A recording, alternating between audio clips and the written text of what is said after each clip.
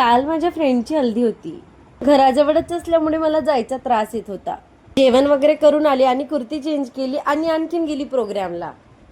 मस्त हल्दी वगैरे लावली आणि आमच्या नवरीबाईसोबत मस्त फोटो वगैरे काढली. आला तो क्षण ज्या क्षणासाठी सर्व आतुरतेने वाट बघत होते. सर्वांना डीजे मध्ये डान्स करायचं होतं, पण मला डान्स करता येत नाही. आज मी पहिल्यांदा डीजे मध्ये डान्स केली. भारतीने फोर्स केलं तर मी गेली तरी. आमच्या मॅडम पण आल्या होत्या, त्यांनी पण आमच्यासोबत डान्स केलं.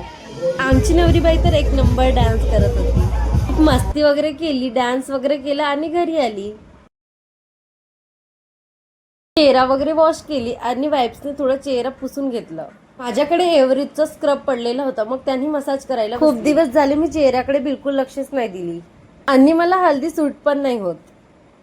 हल्दी लावली की चेहऱ्यावर दाणे येणे सुरू होऊन जाते.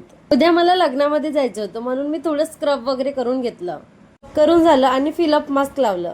चेहऱ्यावर मास्क लावली आणि मेहंदी काढायला बसली. बॅक साईडची मेहंदी काढून झाली आणि मास्क काढून घेतलं.